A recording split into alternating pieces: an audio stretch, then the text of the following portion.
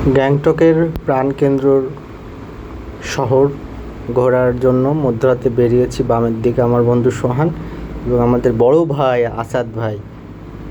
আমরা তার পরামর্শে রাত 8টার পূর্বেই আমরা গ্যাংটক শহরের প্রাণকেন্দ্রটা ঘুরে দেখার জন্য বেরিয়েছিলাম, কারণ গ্যাংটকে রাত 8টার পরে সব দোকানগুলো বন্ধ হয়ে যায়।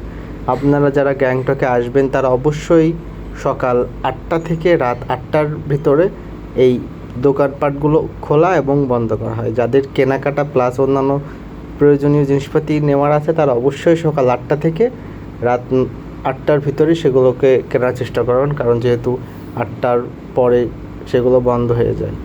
চারিপাশে কিছু দোকান বন্ধ হতে শুরু করেছে এবং কিছু দোকান খোলা আছে। আমার ডান পাশে এবং বাম পাশে যে বিল্ডিংগুলো আছে সেগুলোর নিচে হচ্ছে খাবারের দোকান, দ্বিতীয় এবং তৃতীয় তলা হচ্ছে হোটেলের ব্যবস্থা করা আছে।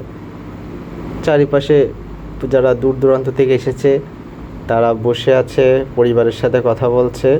আর আমরা 3 বুদ্ধিমান সেই রাতে সবাইকে বিব্রত করছি। এখানে অবশ্য ভিডিও করলে কোনো সমস্যা হয় না, কারণ জানে তার এখানে অনেক দূর দূরান্ত থেকে মানুষ আসে, তাদের স্মৃতিগুলো ধরে রাখার জন্য ভিডিওগুলো করে থাকে।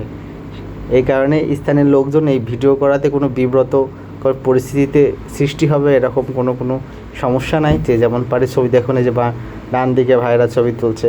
আর এখানে অধিকাংশ হচ্ছে স্থানীয় লোকের থেকে বাইরে থেকে বেশি আসে। কলকাতার বাইরে, বাংলাদেশ, শ্রীলঙ্কা আছে, নেপালে আছে, ভুটান থেকে অনেকে আসছে। এই যে G2 যে সম্মেলন হয়, এই সম্মেলনের প্রতীকী চিহ্ন এখানে রাখা আছে। আমরা চারিপাশে কোনো বাংলাদেশি লোকজন দেখলে যাচ্ছিলাম। গ্যাংটক শহরের লোগোটা লেখা এখানে, দেখতে অনেক সুন্দর। হেঁটে যাচ্ছি এই কারণে ক্যামেরাটা কাঁপছিল, দুঃখিত। তো চেষ্টা করেছি স্মৃতিটুকু ধরে রাখা। প্রথম থেকে শেষ পর্যন্ত এই রাস্তাটা হচ্ছে গ্যাংটকের প্রধান শহরের প্রাণকেন্দ্র। মানুষজন সব রাত্রে এখানে এসে আড্ডা, ছবি তোলা, ফটো সেশন সব এখানে করে। এত পরিষ্কার ভারতের কোনো প্রদেশ হতে পারে আসলে ভাবা যায় না। এই যে খালামণিরা ছবি তুলছে। ভিডিওটা ভালো লেগে থাকলে অবশ্যই লাইক, কমেন্ট এবং শেয়ার করে সাবস্ক্রাইব করে দিন। ধন্যবাদ।